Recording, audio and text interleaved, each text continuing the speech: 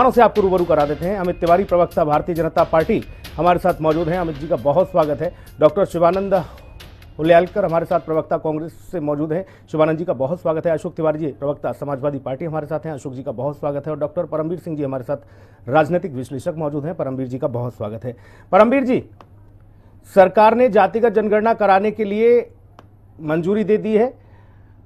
अब विपक्ष ये कह रहा है कि हमने सरकार को घुटनों पर ला दिया, ये बड़ी लंबी पुरानी मांग थी, अब ये पूरी हुई है। इसके पीछे आप क्या देख रहे हैं? क्रेडिट लेने की होड़ मची है और इसके क्या परिणाम आप देख पा रहे हैं इस जातिगत जनगणना के? हाँ सुनील जी, देखिए, जो जातिगत जनगणना का मुद्दा रहा है ये शुरू से ही पॉलिटिकल मुद्दा रहा है। इसका देखा जाए अगर समाज कल्याण से या पिछड़ों के उत्थान से अगर हम देखा जाए तो स्टैंड तमाम पार्टियों के अलग रहे थे, चाहे वो बीजेपी भी रही हो चाहे वो कांग्रेस पार्टी भी रही हो। क्योंकि अगर मैं राजीव गांधी जी के बयान देखता हूँ या इंदिरा गांधी जी के बयान, इतना कुछ जाने की आवश्यकता नहीं है। अगर राजीव गांधी जी को भी बेंचमार्क माने तो वो भी नहीं चाहते थे, लंबा समय उन्होंने भी ऐसा नहीं करा। यही स्टैंड बीजेपी का रहा।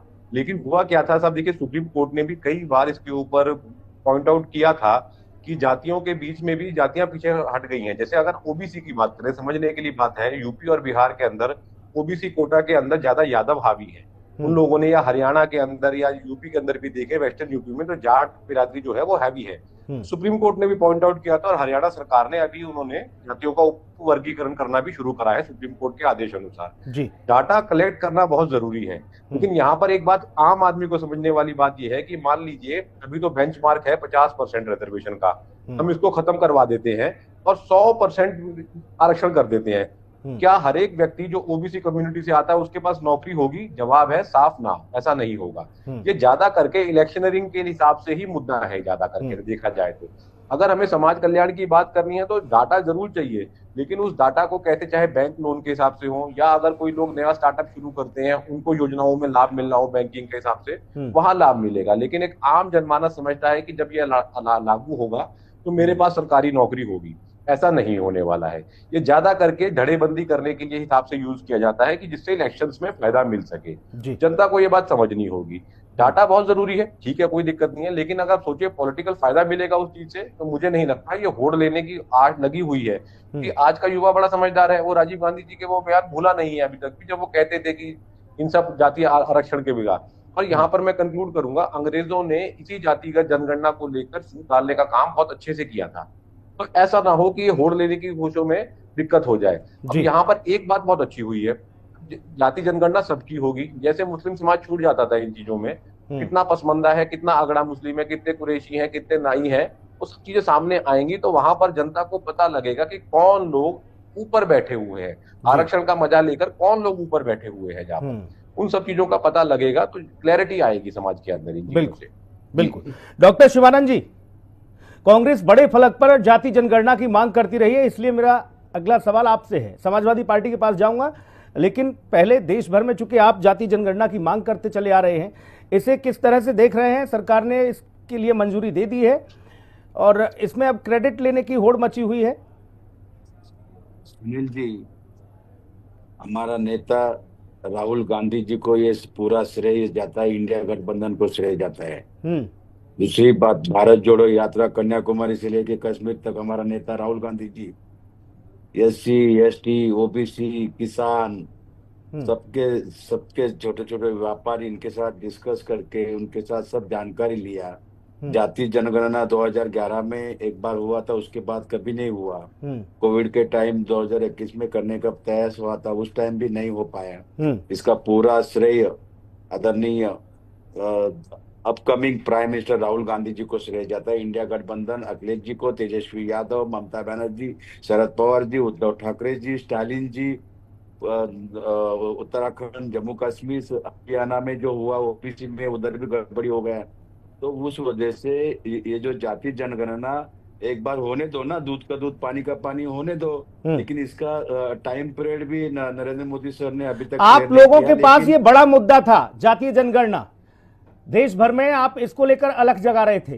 क्या सरकार ने इसकी मंजूरी देकर आपके इस विषय की, इस मुद्दे की एक बड़े आंदोलन की हवा निकाल दी? नहीं, ऐसा कुछ नहीं है।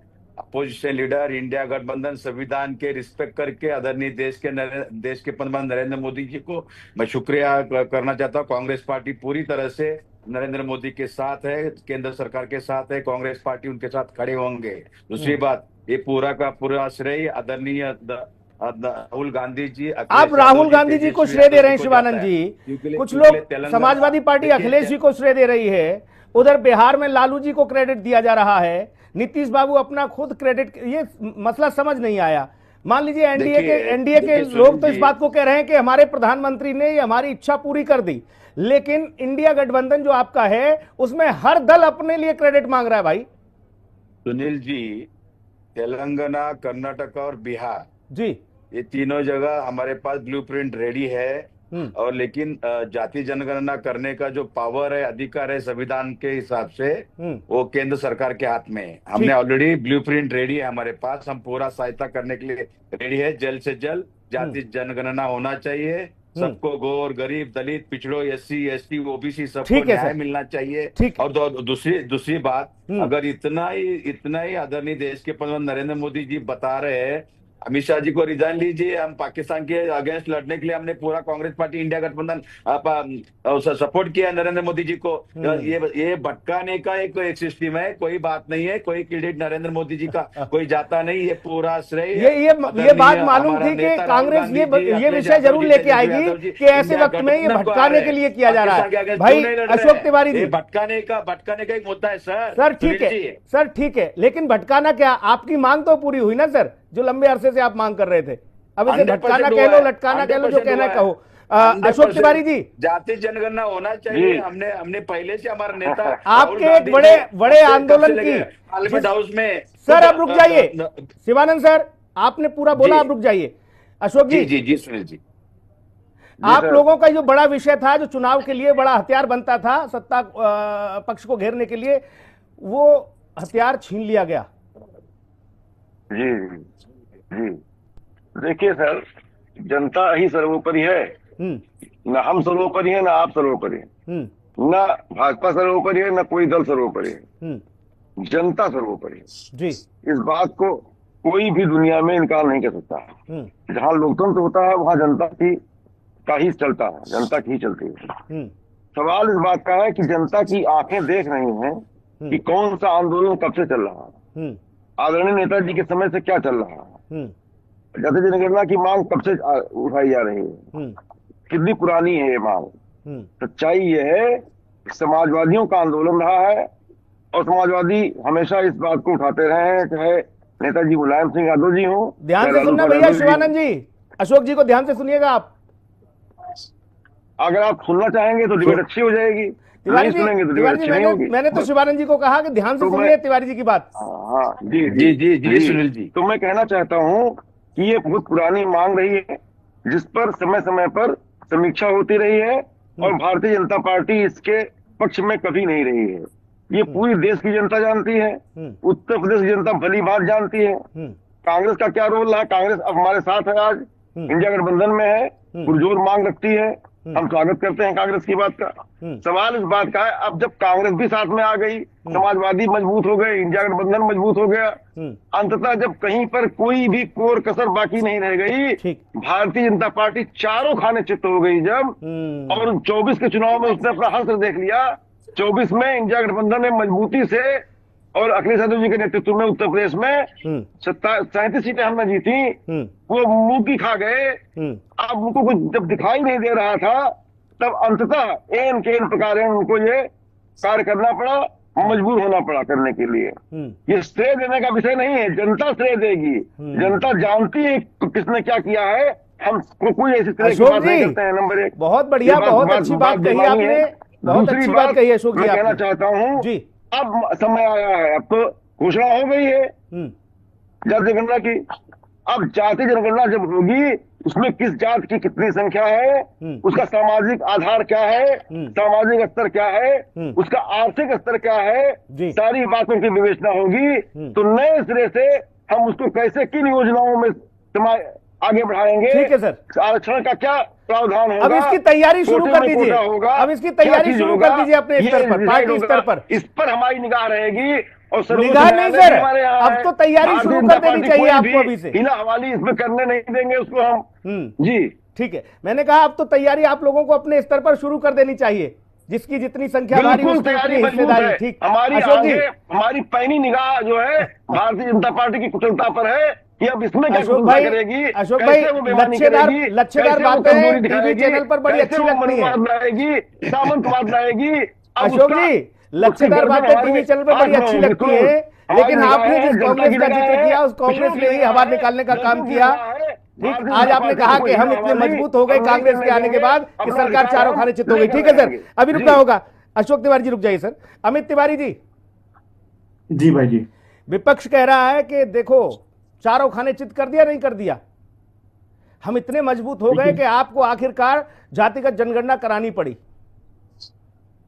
सुनील जी, सर्वप्रथम तो धन्यवाद मुझे बुलाने के लिए और समय देने के लिए। जी, देखिए, जो जातिगत जनगणना बोल रहे हैं, सभी लोग श्रेय लेने की बात कर रहे हैं। कुछ लोग कह रहे हैं कि ये बिहार इलेक्शन के लिए हुआ है, तो कुछ लोग पहलगाम को भी कह रहे हैं कि ये बिहार इलेक्शन के लिए हो रहा है। राम गोपाल जी ने कहा है, दिनेश गुरु गुंडू राव जी ने कहा है, जो कर्नाटक से आते हैं, कांग्रेस के मंत्री हैं। तो लोग तो इसकी आलोचना करते रहेंगे, लेकिन हमारे यशस्वी प्रधानमंत्री जाने जाते हैं अकल्पनीय निर्णय लेने के लिए और ठोस कदम उठाने के लिए, और यही आपको इस फैसले में दिखा होगा। देखिए, जो राहुल गांधी कहा करते थे कि हमने जातिगत सर्वे कराया, तेलंगाना में कराया, बिहार में कराया, पूरे देश में कराया 2011 में, कर्नाटका। तो जो 2011 का जातिगत जनगणना उन्होंने कराया, उसकी हवा तो मुंबई हाईकोर्ट ने ही निकाल दी थी। वो जातिगत जनगणना जो कांग्रेस ने कराई थी, उसका क्या हुआ? ना डेटा जारी हुआ, 5,000 करोड़ उसके लिए खर्च किया गया, लेकिन ना उसका डेटा जारी हुआ, ना उसके ऊपर कोई पॉलिसीज बनी। तो उसकी हवा तो कांग्रेस पार्टी ने खुद ही निकाल दी। ऊपर से जो बिहार में हुआ, जो कांग्रेस पार्टी के महागठबंधन के अंडर में हुआ, उसको राहुल गांधी ने कह दिया कि ये फर्जी जनगणना करवाया था, तो उन्होंने अपनी ही जनगणना को फर्जी करार कर दिया। दूसरी बात, जो तेलंगाना का मॉडल वो दे रहे हैं कि हमारे पास तेलंगाना का ब्लूप्रिंट है, तो क्या राहुल गांधी बताने की कृपा करेंगे कि तेलंगाना में उस ब्लूप्रिंट से कौन सा उद्धार कर लिया तेलंगाना का उन्होंने? तेलंगाना को तो, तेलंगाना के जो कर्मचारी हैं उनको तो वेतन ही नहीं जा रहा है। तेलंगाना बैंक्रप्सी के कगार पर आकर खड़ा हो गया है। और कर्नाटक में आपको एक बहुत ही मजेदार बात बताऊंगा। कर्नाटक में इन्होंने क्या किया, जो इन्होंने जनगणना पिछले अपने कार्यकाल में करवाई थी 2018 में, अब उसको लाकर मुसलमानों को 4% आरक्षण दिया है, जो कि कॉन्ट्रैक्ट में जो कॉन्ट्रैक्ट दिए जाते हैं, सरकारी कॉन्ट्रैक्ट, उसमें 4% आरक्षण देने का काम किया है। तो इनकी जो जनगणना की, इनकी जो सामाजिक न्याय है, ये सिर्फ एक वर्ग के लिए है कि एक वर्ग को सामाजिक न्याय मिलता रहे, बाकी जो 80% है वो आबादी सामाजिक न्याय से दूर रहे, पिछड़ा रहे, और उसको ऐसे ही पिछड़ा बनाए रखने की परिकल्पना राहुल गांधी के मन में है। अमित भाई, दोबारा आऊंगा आपके पास, तो फिर मैं एक अलग सवाल लेकर जाऊंगा, आपसे पूछूंगा इन तमाम सारे विषयों से अलग, वो बहुत महत्वपूर्ण है और हर जनमानस के मन में भी है इस विषय को लेकर। लेकिन अभी मैं परमवीर जी आपके पास आ रहा हूं। जो लोग ये कह रहे हैं कि हम तो 30-40 साल से इस मांग को कर रहे थे, भाजपा सरकार को अभी 11 साल हुए, फिर उस बीच में ये जातिगत जनगणना क्यों नहीं हो पाई, और क्यों ऐसा रहा कि आप उनको सपोर्ट भी करते रहे, आप बैक सपोर्ट करके उस सरकार चलती भी रही, चाहे वो लालू जी की पार्टी हो, समाजवादी पार्टी हो, बहन जी की पार्टी हो, इन सब ने जातिगत जनगणना के लिए लंबा संघर्ष किया, लड़ाई लड़ी है, ये बता रहे हैं आज। लेकिन कांग्रेस के उस सपने को ही अपने को साकार नहीं करवा पाए कांग्रेस सरकार से, क्यों? सुनील जी, देखिए, बहुत लंबे समय तक कांग्रेस का स्टैंड रहा था, ना जात पे ना पात पे, मोहर लगेगी हाथ पे, इंदिरा जी की बात पे। ये पॉपुलर नारा हुआ था उस समय तक।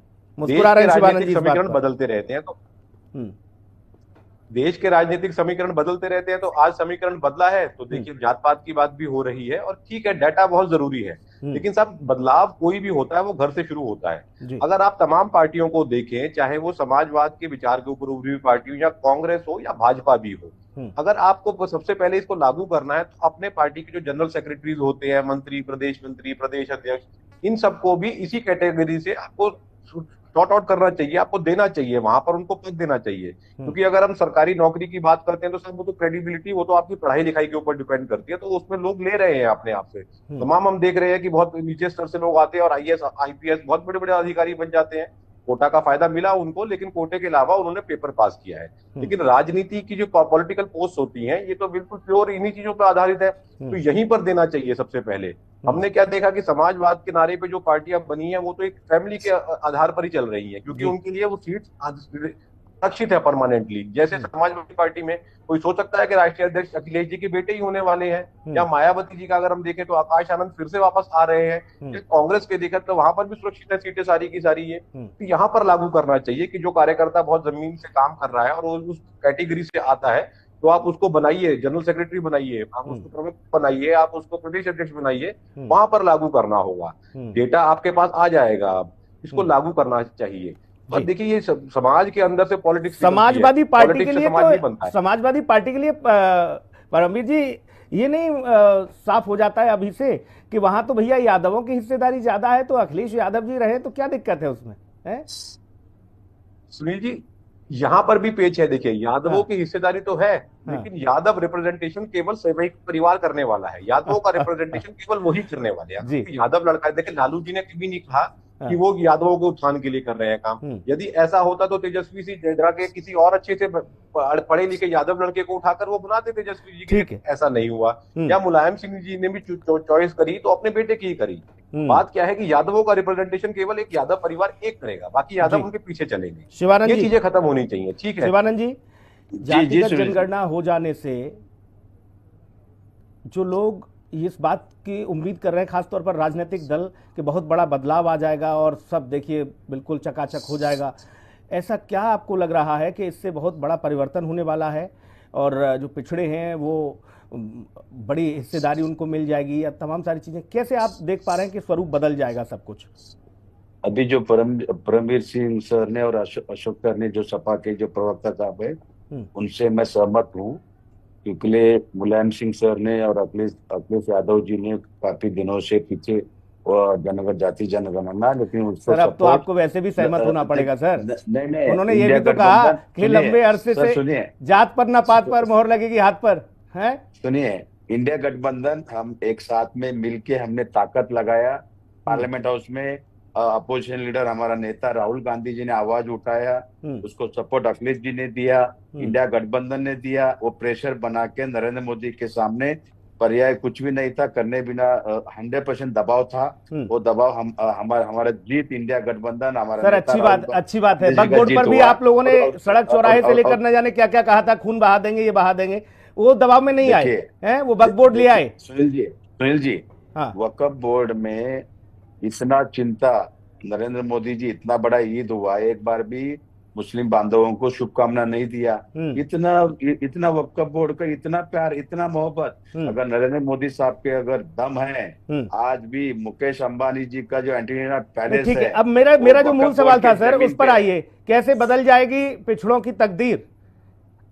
100% बदलेगा। देखिए, जॉब हो, प्राइवेट कंपनी हो, पार्टी संगठन हो, एजुकेशन हो, हर जगह में इनको रिस्पेक्ट मिलेगा। एससी हो, एसटी हो, ओबीसी हो। आज देखिए सीबीआई, ईडी, इनकम टैक्स में आपकी पार्टी में ये जनगणना वाला फंडा लागू होगा, नहीं होगा?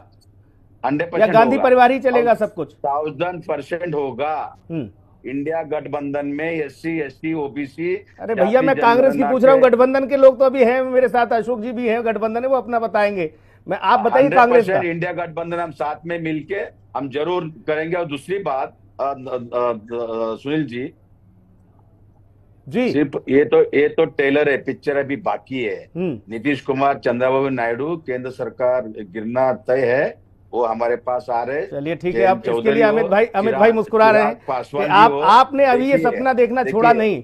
नहीं छोड़िए, वो अमित जी मेरे मित्र है, वो टेंशन नहीं है। अमित जी भी देखिए, जैसा लहर वैसा सब होता है, टाइम की बात है। ये तो टेलर है, पिक्चर अभी बाकी है। अरे भाई, नीतीश जी कह रहे हैं हमारी सबसे बड़ी इच्छा पूरी हो गई। चिराग पासवान कह रहे हैं कि मेरे प्रधानमंत्री ने मेरे वर्षों की मांग पूरी कर दी, अब आप कह रहे हैं सरकार गिर जाएगी। गजब बात है भाई साहब। सुनील जी बोलना पड़ता है। देखिए, अभी अभी तो श्रेय सब अपने अपने पार्टी जिंदा रखने के लिए तो बोलना ही पड़ता है किसी को भी। अच्छा, लेकिन इसका कांग्रेस भी यही कर रही है, मतलब राहुल गांधी आप लोग भी यही कर रहे हो, अपनी पार्टी को जिंदा रखने के लिए बोल रहे हो। भाई अशोक जी, पार्टी को जिंदा रखने के लिए बोलना पड़ता है, दिल बहलाने के लिए गालिब ख्याल अच्छा है, यही स्थिति है क्या अशोक जी? अशोक जी जल्दी से, भैया शिवानंद जी रुक जाइए। अशोक जी, राहुल गांधी जी को एक कौन सा तरीका है, उनको जान को खतरा था राहुल गांधी जी को। सर रुक जाइए, अरे शिवानंद जी को रोकिए भाई। सबसे जागरूक प्रदेश है पूरे भारतवर्ष में। हाँ इससे आप भी सहमत हैं जी। उत्तर प्रदेश की जनता बहुत बड़े बड़े फैसले लेती है और उत्तर प्रदेश की जनता इस समय फैसला लेने के मूड में थी पूरी तरह से। 2024 के चुनाव ने दिखा दिया मोदी जी को कि जो है उनका जीत का अंतर कितना कम हो गया था। हाँ। वो भी चौंक गए थे कि इतना अंतर कैसे कम हो सकता है। सच्चाई ये है कि योगी जी के संभाले उत्तर प्रदेश संभल नहीं रहा। अच्छा, योगी जी का सामंती चेहरा हाँ जनता के सामने आ गया है। जनता बड़ा फैसला लेने की उम्मीद में थी, लेकिन अब 27 में नहीं लेगी क्योंकि मोदी जी ने उम्मीदों को पूरा कर दिया। भाई अमित तिवारी जी, जो अशोक जी ने पॉइंट उछाला, उन्होंने कहा कि उत्तर प्रदेश में जनता बड़े बदलाव की ओर बढ़ रही थी, आपने रोक दिया भाई, ब्रेक लगा दिया आपने। सिर्फ अमित तिवारी 10 सेकंड में जल्दी से, उसको रास्ता नहीं मिला कहीं। अशोक जी को रोकिए, अशोक जी को रोकिए। अमित तिवारी 10 सेकंड में, वो कह रहे हैं कि आपने भाई वो बदलाव होने की जो इच्छा जागरूक हो रही थी जनता की, वो रोक दी। देखिए सुनील जी, आपने दुखती रग पकड़ ली इंडिया अलायंस की, जो इनके कांग्रेस के प्रवक्ता ने भी कह दिया कि अपने अपनी पार्टियों के हितों को बचाने के लिए ये सब बयानबाजी करनी पड़ती है और ना वरना जनता से किसी का सरोकार नहीं है। आपने देखा होगा राम मंदिर के सिलसिले में कैसे कहा गया कि अगर होगा तो खून की नदियां बह जाएंगी। 370 में बिल्कुल देखना ये होगा जातिगत जनगणना के बीच और पाकिस्तान में जो खलबली मची है उन तमाम सारी